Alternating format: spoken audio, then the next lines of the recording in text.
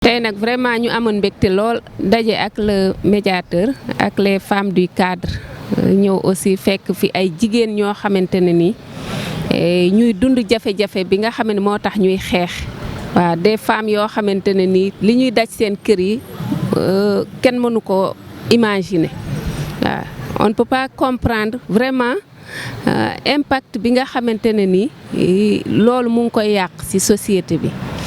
di wax nag ci par rapport ak maison bi nga xam ne fi lañ nekk problème yi nga xam ne ñu ngi koy dund ñu ngi ci invité tous les maires du département de Kër Massar tous les maires des 6 communes ñu jàpp ci parce que actuellement fii ñuy waxee ñoom dañu am problème facture ndox pour fay ko loolu nag wax dëgg yàlla c'est un cas boo xamante ne ni lu ñu war a taxaw la pour saafara ko di wax ne rek képp ku ci mën a jàpp pour que jigéen ñi nekk dans de bonnes conditions jafe-jafe yi ñuy daj saafaraw mu wàññeeku ak les jeunes filles aussi ñëpp ñu jàpp ci ngir que coono yi daal ñuy daj wàññeeku bu baax a baax incha allah. Violence faite aux femmes, on peut se référer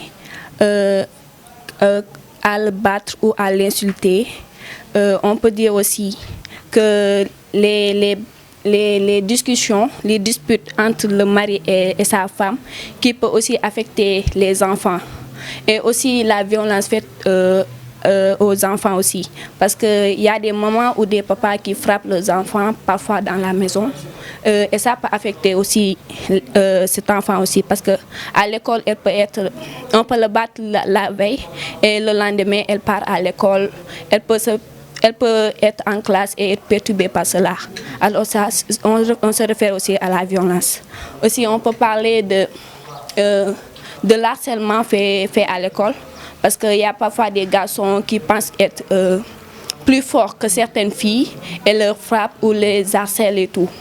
Et on peut dire aussi que ça, on peut dire que c'est de la violence.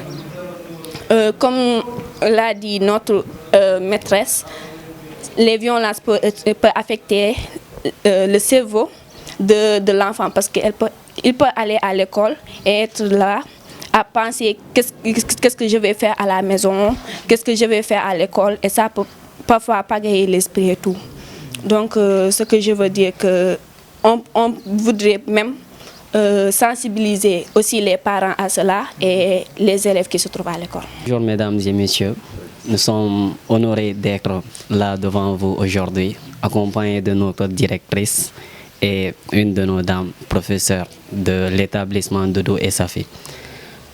On a été sensibilisés pour venir accompagner les jeunes filles dans la maison des justices qui se trouve à Kër Massar, pour venir vraiment les soutenir de ce qui se passe en ce temps contre les filles et contre les femmes dans ce pays.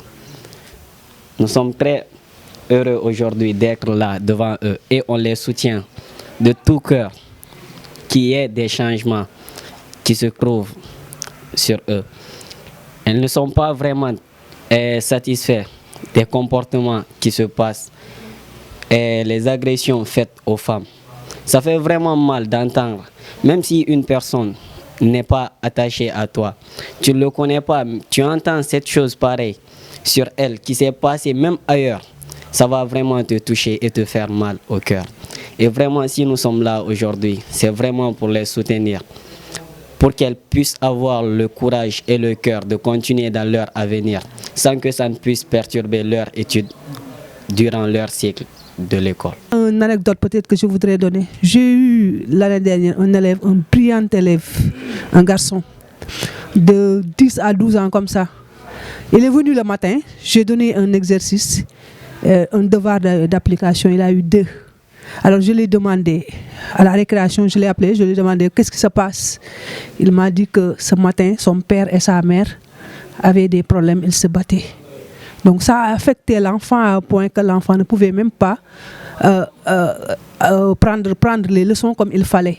Donc la violence, ce n'est pas seulement mais la violence conjugale et la violence qui se répartit et qui affecte les enfants, que ce soit le garçon ou la fille. Mais aussi il y a les violences aussi qui touchent les filles carrément directement. Et parfois Il y a des cas, peut-être l'enfant est battu, parfois l'enfant aussi, on lui charge des tâches domestiques. Au lieu d'apprendre ses leçons, il doit faire le fourneau, il doit faire le linge, il doit faire le... Et il y a d'autres aussi ils viennent d'autre part, on les donne à des gens. Mais ces femmes aussi-là ont des difficultés aussi pour comprendre les enfants. C'est ça le problème en général, la compréhension. Peut-être on ne comprend pas les enfants. Donc ce qu'on voudrait nous, ce qu'on mène comme combat, c'est qu'on essaie d'écouter les enfants, de comprendre les enfants et de les donner l'affection dont ils ont besoin. Depuis la création des maisons de justice, les maisons de justice jouent un rôle très important dans la protection et la promotion des droits de l'homme. Dans ce cadre, bien entendu, il y a les personnes vulnérables.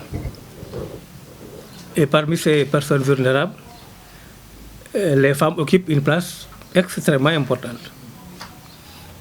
D'ailleurs, importance bobu, la maison de justice Ham, de par, bien entendu, les instructions de la direction, ils nous ont instruit de tout faire pour essayer de circonscrire le phénomène.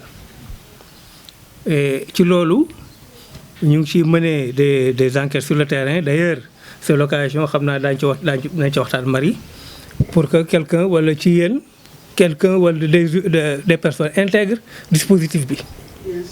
Parce qu'on est en train de mener des enquêtes pour voir les causes et les effets de les violences faites aux femmes. Effets yi dafa bari. Causes yi lan la du ma ci dugg fii parce qu'on a des éléments, mais à tête reposée daañu ci waxtaan. Donc voilà, d'une manière très ramassée, parce que visibilité c'est pas préparé, d'une manière très ramassée ce que je peux dire. Mais retenez que les maisons de justice ne sont pas en reste par rapport à la protection et à la promotion des droits de l'homme d'une manière générale. Donc voilà ce que je peux dire. Et ultérieurement, bien entendu, on va intégrer parmi vous des personnes dans le dispositif d'enquête que nous menons sur le terrain. Élu du département de Keur Massar, ñoo ñëw tey ànd en collaboration avec madame Nogay Diop nga xam ne mooy directrice bu école DSK fii ci sa wet, ànd ak jigéen ñi, xale yu jigéen ñi, ànd aussi ak madame la secrétaire élue Fatou Ndiaye, ànd ak madame l'adjointe au maire Fatou Sarr Dione et toutes les autres qui vont nous rejoindre. Ñoo fi ñëwoon tey dans le cadre de la semaine des violences faites aux femmes seet si la. waaw dañ la seet si nag pour xam wax dëgg yàlla jigéen ñi nan la ñuy ñëwee ci biir donc maison de la justice bi ak tolluwaay bi ak jafe-jafe yi nga xam ne ñu ngi koy dund. Looloo taxoon ñu ñëw nuyu si la seet si la rafetlu bu baax aussi liggéey bi nga xam ne yaa ngi koy liggéey ci maison de la justice bi. Il faut noter aussi que dans tout le département de Keur Massar benn maison de la justice bi moo fi nekk. On imagine aussi que gendarmerie yi doyuñu fi ba tax na cas yu bari gendarmerie yi dañ koy référer fii ci maison de la justice mu doon ay jafe-jafe yoo xam ne jigéen ñi ñu ngi koy dund en général, mais aussi jigéenu Keur Massar. Loolu moo waral tey ñu ñëw ànd ak xale yi vraiment les jeunes filles nga xam ne dañoo am place de choix dans la lutte contre les violences faites aux filles, parce que gis nañ fi cas pédophilie, gis nañ cas agression yi, gis nañ fi lu nekk daal mu doon loo xam ne vraiment ñun cadre bi dañ ci bëgg ànd ak jigéen ñi, ànd ci ak xale yi ak mag ñi ñëpp ñu ànd liggéey ci. Donc loolu moo waral tey sunu tànk fii donc loolu la woon daal jërëjëf.